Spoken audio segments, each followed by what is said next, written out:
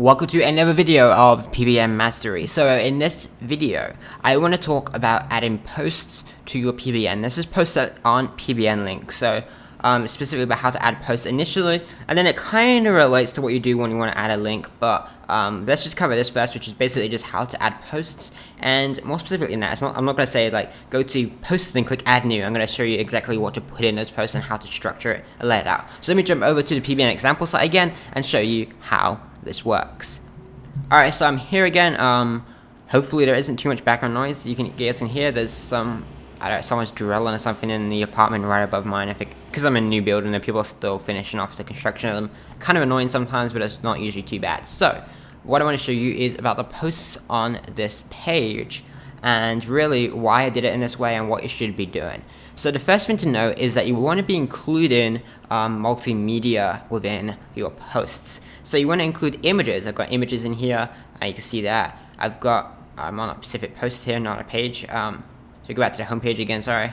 And I got the images here. Just go around past that. I got an infographic. You go past that. I got YouTube videos and all that sort of stuff. So you want to be doing this sort of stuff within your posts, and it's super simple to do that. I'll show you in just a second. But yeah, that's the sort of things you want to be doing. Now, let me go at the absolute basics then. So if I go to posts and add new, and then I can start structuring out a post here. And for the post name, like the title and stuff, I like to include, I'd like to make it legit, I reckon. So if you have a look at this post, 10 things I have to do when I get to Thailand. How much does it cost to travel Vietnam? My top 5 videos on why I should visit Thailand, stuff like that. So I could write a new post, and it could say my 5 favorite street foods in Thailand. Notice I put favorite with a U here. I'm English, so that's what I do. If I was pretending to be American, and then there's a little details that I'd probably look at as well. And Thai street foods, there's a permalink. It's the sort of stuff I'd look at just to like make it look a little bit more legit. It's not a big deal, but obviously if you're spelling favorite with a U and you're supposed to be an American person, then it's kind of a big giveaway that you're not American. So I put a category here as Thailand, and if you want to grab some images and stuff, you just Google Thailand. I'll just pad Thai, and you could download an image here. You could download this image and save it, for example, or then you can upload it later. One thing I want to show you, if you're one of those super paranoid people, you can go to a tool like this, verxif.com. And basically what it would do is it will remove the EXIF data of the image, so all the little hidden data like the time, the date, the camera used, and some frozen stuff, even put GPS coordinates and stuff like that. You can remove all of this by using a tool like this. In fact, if I just show you quickly, 1 second. So in this image I uploaded it, I put view EXIF, and I'll show you what happens when I do this. So it's going to show all the data behind the image, and I just downloaded it from the internet, so there's not really anything to this one. Doesn't have any GPS coordinates or anything like that. Totally fine. But if you're like totally paranoid, you can click remove EXIF data, and it removes everything. You re-downloads it, and then you can upload it again. The cool thing about this is it actually makes the image smaller. So I used to do this quite a lot just to make the images smaller. If you're super paranoid, you can do that, but honestly I don't really worry about that stuff. It's not really a big deal, and I have my VAs do it, so it's not, I'm not really worried about that sort of thing. But some people are totally paranoid and they walk around with tinfoil hats on their head all day. So if you're one of those people, then there you go, like remove all the EXIF data if you like. And in certain images it's super simple. Just click add media, click upload files, and I can quickly drag in that image there that I used. So you can insert it, I'll put full size, and voila, I have an image in the post, and just like that. And I could put pad Thai above it and write like a full post about recently, after my recent trip to Thailand, I fell in love with Thai street food. Here's my favorite 5 picks. I'm just making this up. Obviously this is way too short to be an actual post, but you guys can see how I'm trying to make it look legit. I'm not writing it like Wikipedia, guys. I'm not writing street food in Thailand is great. Here is a list of 5. It's like So after my recent trip to Thailand, I totally fell in love with Thai street food. So here's my favorite 5 picks, and it's reading like a real person. Like, hey, like I recently visited Thailand, I really love the food, and here's my favorite 5 things. Like, you want to make it sound like a real person is writing this blog. It's so much better when you do that. You can also include YouTube videos. If I just go to YouTube quickly and grab a.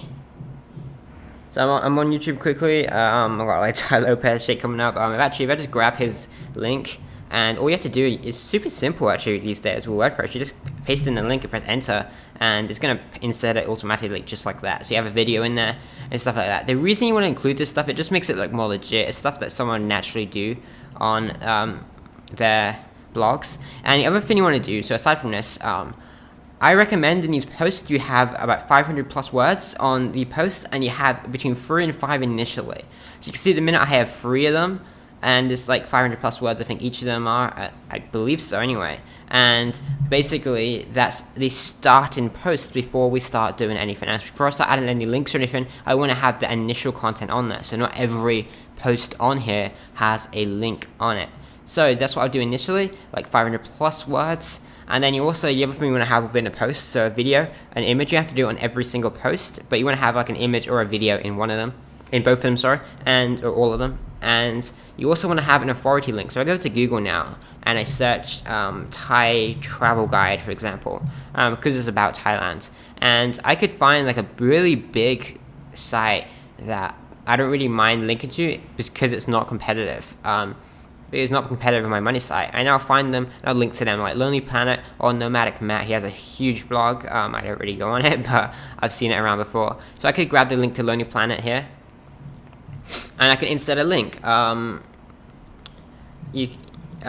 Just like Lonely Planet have a great guide.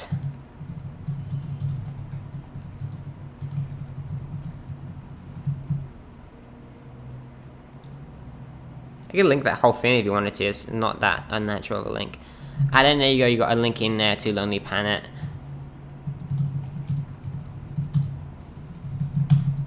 I'm not really writing a post, guys. I'm just writing some basic stuff so you can see exactly how I do stuff.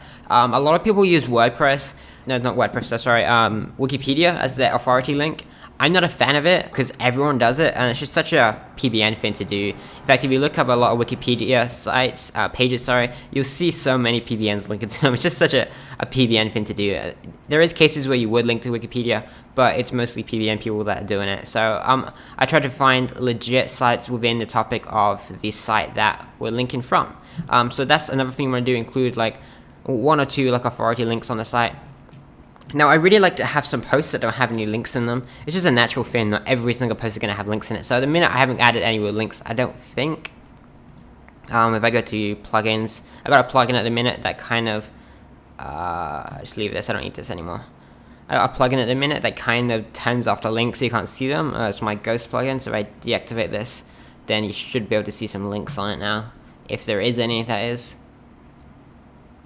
Okay, so I picked out 10 things that look really awesome. This is a link to example.com. So there is some links in here, but it's not proper. A link to Nomad list here, so again, it's a legit link.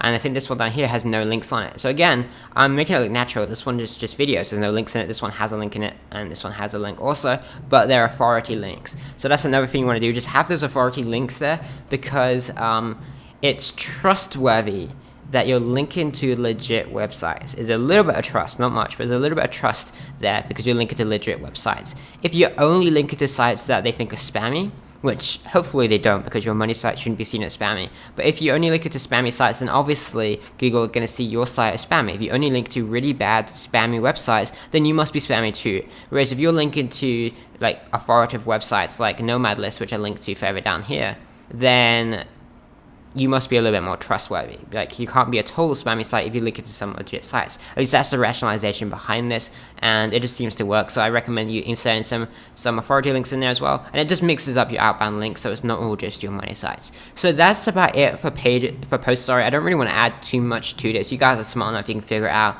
So try it all out and start adding your posts and stuff around 3 to 5, initially 500 plus words of content on each of them, and add lots of multimedia like images and videos, infographics, all that jazz.